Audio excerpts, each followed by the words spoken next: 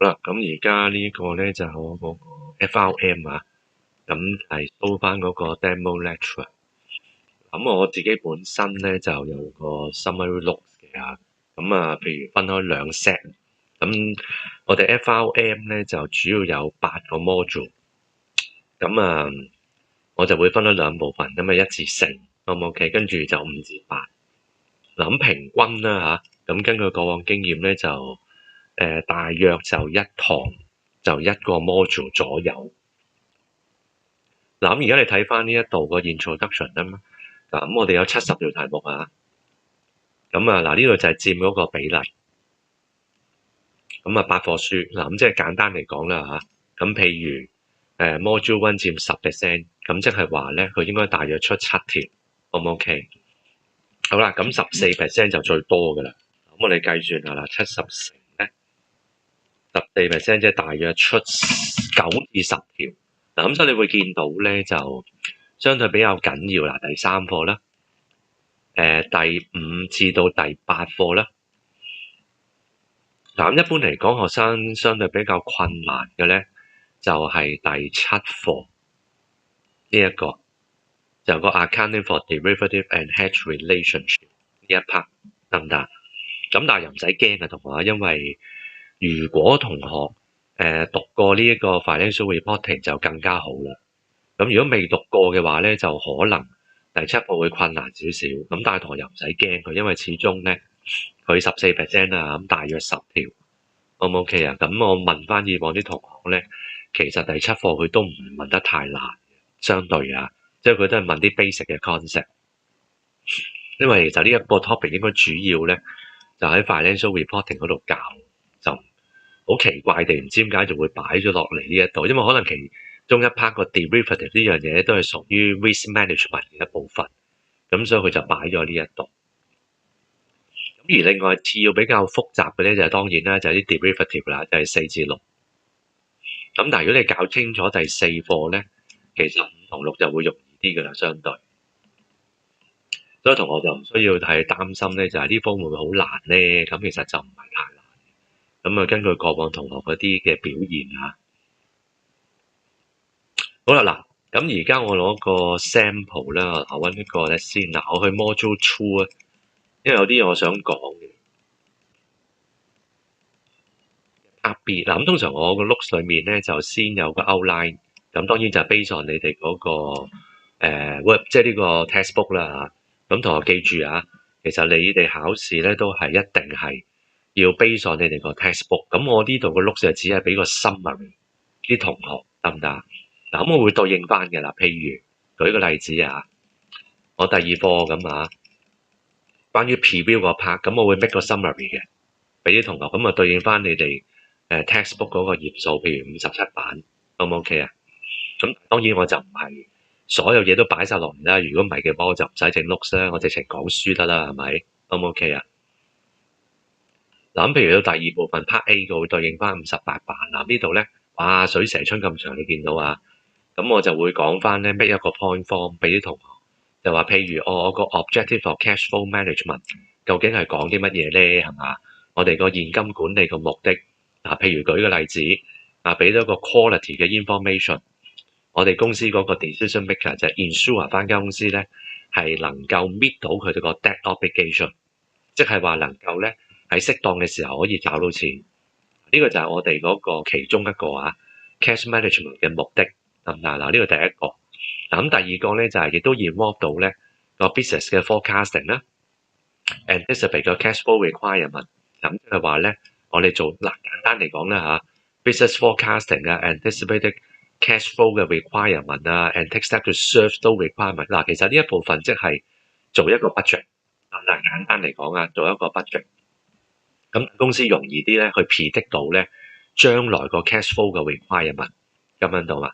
咁同埋咧就 take 一個 lesson step 去 serve 間公司。咁其實 serve 公司嘅意思即係話知道幾時咧我哋需要俾錢呢個最重要。因為如果間公司尤其是你嗰啲 debt 嘅 obligation 到期嘅時候，如果你俾唔到就好麻煩因為會影響咗你個聲譽嘛，同埋會影響咗你個 credit rating， O 唔 OK 啊？咁所以咧我就會整一個 point form 咧就將呢一大扎嘢乜嘢啊，咁啊盡量縮短佢，即係俾個 summary。嗱咁但係同學記住一樣嘢啊，你就唔可以淨係依賴個 looks 㗎，你一定要再去睇翻入邊嘅內文。咁啊，另外一個原因就係你要習慣咧，就係澳洲式嘅英文。嗱，因為始終同英式英文有少少唔同嘅，有時嚇，尤其是啲英文有時有啲字眼上咧，就佢都幾艱辛嘅，用啲字眼啊，同埋嗰個句子個結構 O 唔 OK 啊？因為有時聽翻舊嗰啲同學講翻咧，間唔中啦，又唔係全部嘅，有啲題目佢哋話有時唔係話好完全明白個問題，咁所以咧，你哋一定要習慣咧啲澳洲式嘅英文 O 唔 OK 啊？咁就不厭其煩咧，就最好就睇多幾次去習慣翻，因為同英式英文有少少唔同嘅，即係佢啲文字上 O 唔 OK 啊？嗱，咁所以你見到我會盡量跟翻咧，佢哋呢個 textbook 入邊嗰啲 section，咁我會分翻開，譬如2.1咧，2.2就係關於個 stress testing 啦，得唔得？咁如此類推嚟到去 follow，咁我俾個 summary，即係話有啲乜嘢重要嘅因素啊，或者重要嘅 key point 咧，我就會擺咗落呢個 summary 嗰度。咁同埋咧，我嘅教學模式就係、因為咧你會發覺到一樣嘢，遲啲你做一啲即係佢俾嗰啲 practice question，你知道啊，佢好中意咧就問啲 example 啊，呢啲啊，或者咧，等先啊，仲有啲譬如呢啲啦 example，仲有啲 table 啊，等我再講。所以咧上堂我會盡量講晒所有啲 example 同埋 question， 即係好似呢度咁樣啦。譬如去計呢啲 ratio， 咁呢度會寫翻咧就 refer 翻 example 2.1啦。page 60版呢度，咁咧我就會盡量去講呢啲 example， 因為佢好中意咧就喺呢啲 example 度出嘅都，所以同學一定要記住睇晒所有 example 得唔得？咁啊同埋啲 question。咁佢中間咧仲有啲 question 嘅，呢啲 example 啦嚇，咁當然啦，有啲好簡單嗰啲我就未必講嘅，因為好老實講咧，其實9堂就唔係好夠嘅，非常我經驗咁所以我由上一次開始咧，我就將嗰啲 MC 即係 multiple choice question 咧，就我另外就會錄音嘅，俾啲同學自己聽。我陣間再詳細講嗰 part 得唔得？呢啲啦，呢啲 question 呢啲咧都一定要睇嘅。咁我盡量都會咧喺上堂咧，除咗講 summary 咧，就會講啲 example 呢啲 question， 一定要識嘅，因為佢好中意問嘅嚇，喺你哋個 examination 嗰度。咁仲有就係啲咩咧？呢啲 table 都係啦，呢啲 table 亦都一定要去學，我亦都會講嘅上堂。好唔 OK？譬如舉個例子啦，我講翻我 MC 嗰 part 呢一度咁我會有 separate 嘅一個 notes 咧，就放一啲 MC 嘅。咁跟住咧個 answer 咧，我就會係另外一個 file 喺呢度。咁我盡量會寫翻咧，就係邊個頁數，你會揾到嗰個相關嘅內容啦，得唔得？咁有啲我會 detail 去解釋嘅。sorry。咁如果簡單嗰啲我就唔去解釋啦。譬如我舉例子啦我想你講翻咧就係譬如點樣有時出啲題目會出嗰啲 table example，好似呢個第6條咁樣呢一 part關於嗰個 working capital，佢問你咯，which of the following is an in-house strategy relating to plant and equipment， 即係話咧關於個 in-house 個 strategy 咧就係嗰啲買賣機器as part of the working capital。但你見到呢一度你知道啦一定係問關於 working capital 嘅嘢，咁你要知道係屬於 module 2，得唔得？同埋個 statement of financial position management。咁當然咧，你考試嘅時候，你大約知道佢係邊個 module 啦，咁你梗係未必知道佢邊個頁數啦。咁你考試嘅時候咪睇翻咯嚇。咁譬如你知道 in-house strategy 呢樣嘢，好冇嘅所以你要好熟悉咧個書入邊嘅內容㗎就關於個 plant and equipment。咁我哋對一對咯，係呢個 table 2.1嚟，其實佢問你呢一樣嘢啦。呢度in-house strategy 呢一度關於個 plant and equipment 就係呢一度所以同學記住啦，讀書嘅時候咧而家佢問咗 plant and equipment 嘛 in-house strategy 嘛咁你要識埋 debtors， 識埋呢個 motor vehicles， 識埋呢個 inventory， 識埋呢個 creditors borrowing， 得唔得？佢有啲乜嘢嘅 in-house strategy，嗱，因為佢下次考試嘅時候嗱，咩啲始終咧係 CPAA 俾你嗰啲 practice question 嚟噶嘛，O 唔 OK 啊？嗱，咁所以咧，佢再出嘅時候就一定未必問翻 plant and equipment 噶啦，咁佢可能下次問 debtors、問 motor vehicle 或者問 infantry 等等，O 唔 OK 啊？嗱，咁譬如用翻呢度做例子啦嚇，咁而家佢有啲咩 in-house strategy 嗱，如果你知道佢係問關於你呢個 plant and equipment 嘅話咧，嗱咁你就好容易睇到啦。Compare the cost of asset funding using the two techniques 呢一部分，O 唔 OK？嗱，咁你會留意翻啊，同我記住，你讀 MC 嘅時候咧，你唔係淨係睇啱個答案，嗱，咁明顯就係 C 啦。佢問你個 in-house strategy 啊嘛，好啦，嗱，咁咧 A 點解唔啱啊？嗱 list or when， 嗱記住喎 list or when 咧唔係個 in-house strategy 嚟嘅喎，係個 cash value，得唔得？所以 A 唔啱嘅。好啦 ，list sell or list back，嗱呢一個咧係 for motor vehicle，嗱同埋都一樣。For motor vehicle 呢個 list sell or list back 呢個咧，亦都係指咧呢一個 asset 嗰個嘅 cash value，就唔係個 in-house strategy。嗱，除非同我問你關於嗰個 cash value，O 唔 OK 啊？嗱咁嘅時候我哋就揀 A。嗱，所以同學讀嘅時候咧，你要記住啦，佢今次問 in-house strategy 啫。嗱，佢下次可能問你 cash value 咧，嗱可能問你 alternative 咧，有冇問到啊？咁到時你就要揀呢啲答案啦。嗱，咁樣先至能夠學到嘢啊，同學嚇，O 唔 OK？好啦，咁另外嗱，好明顯啦 ，review supply payment terms benchmark and compare industrial practice。嗱，咁我哋揾下有冇咯喎。就係呢個啦，屬於 creditors 嘅 in-house strategy。O 唔 OK 啊？嗱，咁我會另外咧就錄個 video 咧，就係逐條 MC 去講嘅，好似頭先咁樣去解釋啦。點解呢個答案啱咧？點解呢3個答案係錯咧？得唔得？咁所以我上堂嘅模式咧，就主要就講翻頭先嗰個 summary，即係話咧，俾翻個concept 你哋，同埋每一個每一個 section 講啲乜嘢，跟唔跟到啊？咁中間當然咧，我都會加翻啲解釋，因為有時候譬如咧書咧，譬如好似呢度講一個叫 sweep account，咁其實佢書冇詳細解釋嘅，因為佢阿張未識啊嘛。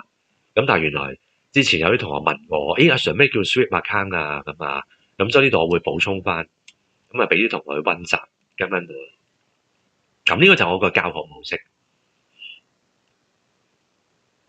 所以咧我就會 take 個 summary，O 唔 OK 啊？所以你見到咧就同我記住一樣嘢啦嚇，呢啲 table 啊、example 啊、question 呢啲咧就一定要睇晒佢，O 唔 OK 啊？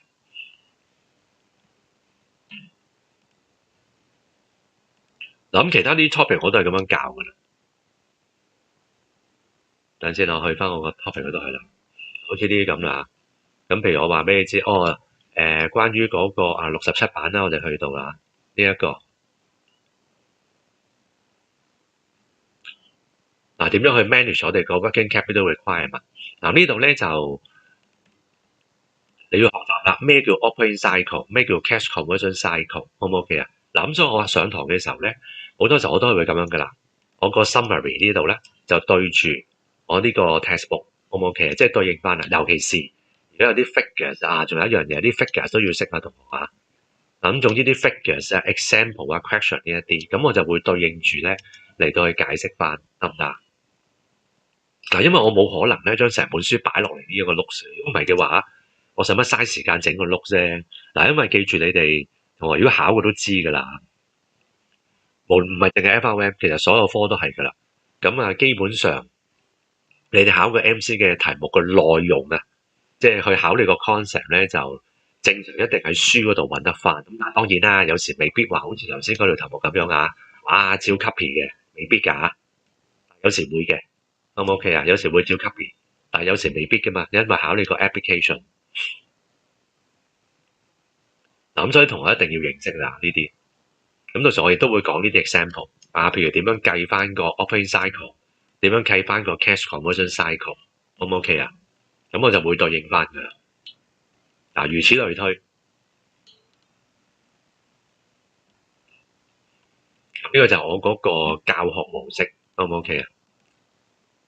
咁另外咧，我哋都會整個 index 俾啲同學嘅。就係咁樣噶啦。咁我會俾個 Excel 嗰個表啲同學，咁根據翻各位同學咧都講咗咧，呢個 index 非常有用嘅嚇。嗱，因為你哋記住啦，你哋書後面個 index 咧其實係唔完整嘅，最尾呢一度啊，係啦呢度其實唔完整嘅同學。咁所以咧就我自己咧就自己整一個咁嘅 index 啦，嗱有個 module 啦、page number 啦，咁就係你哋個 textbook 得唔得？咁點解會俾個 Excel 你咧？嗱，因為記住一樣嘢，譬如我舉個例子啊，我舉例子啫，同學。我開翻個 textbook 先嗱，因為喺度温書嘅時候，我假設啊，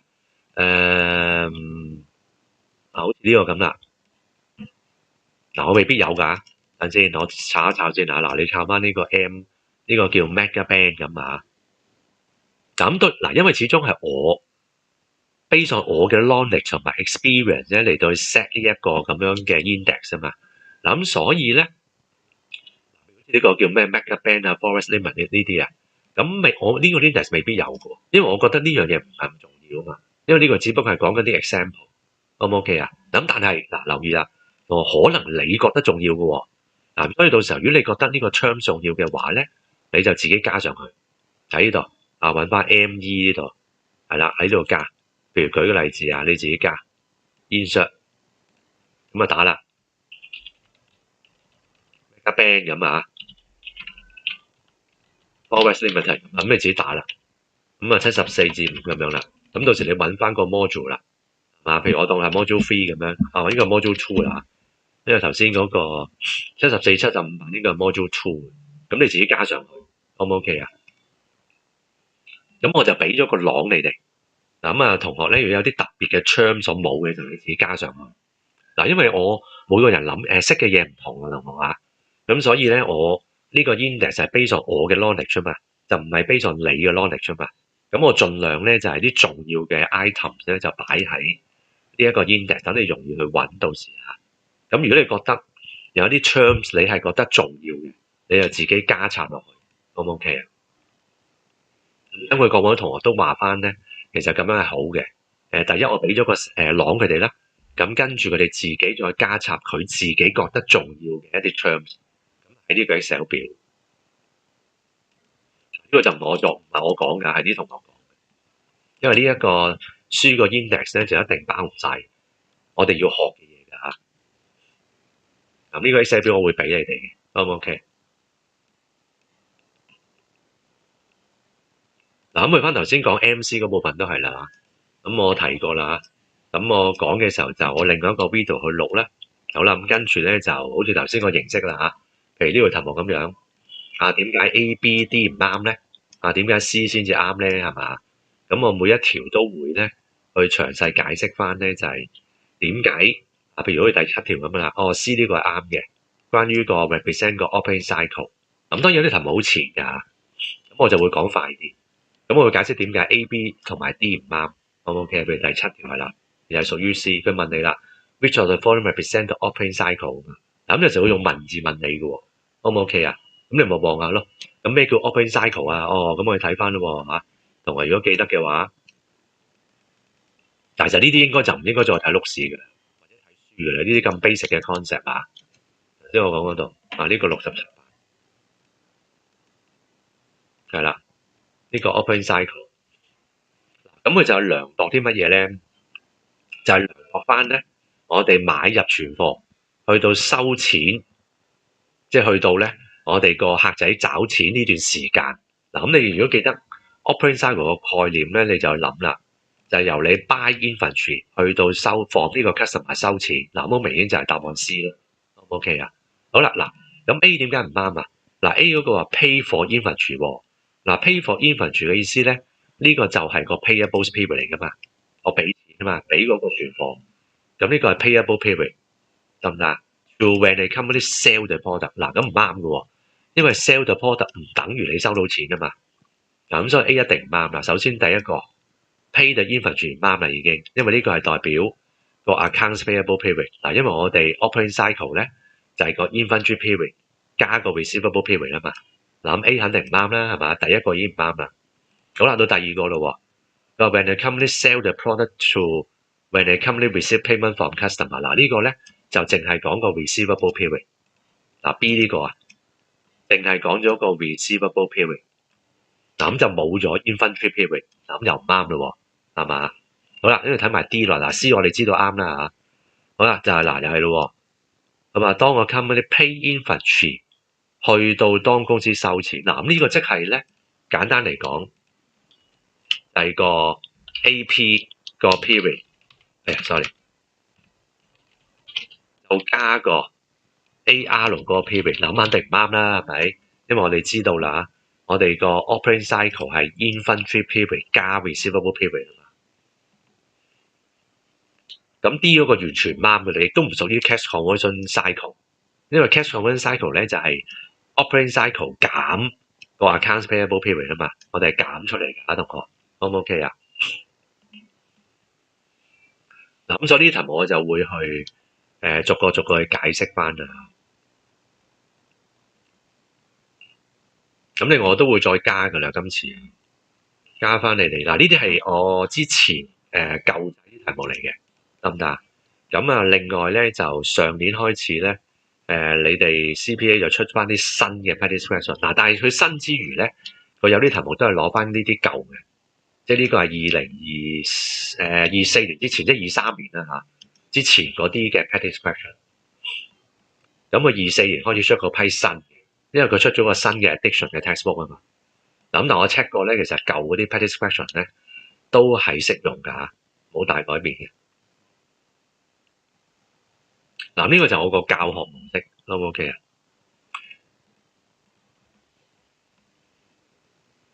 咁希望到時就見到大家啦。嗱咁同埋仲有一樣嘢好重要啦。嗱呢個我 create 一個 WhatsApp group 俾啲同學嘅，咁就方便同學問嘅，因為我唔想經 email， 我唔中意用 email， 因為咧有時用 email 我會 miss 咗嘅，因為之前我用 email 咧就有時我 miss 咗咧，俾同學鬧我，就話Sir 你唔覆我嘅咁啊，或者我遲覆咗，咁但係用 WhatsApp 我就可以即時覆啊嘛，O 唔 OK 啊？咁所以啲同學都覺得有用啊，因為佢哋問問題又方便啊，咁啊我答問題又快咧，有時我可以唔使打字啊嘛，咁就可以直情喺 WhatsApp 嗰度就用語音咁嚟到去答佢哋咯，咁啊唔使嘥咗啲時間，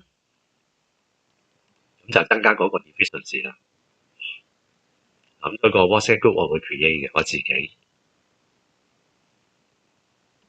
好啦，咁大致上我個教學模式就係咁啦嚇，咁啊希望到時見到大家啦嚇，咁啊去參與呢個課程。咁我就到呢度啦。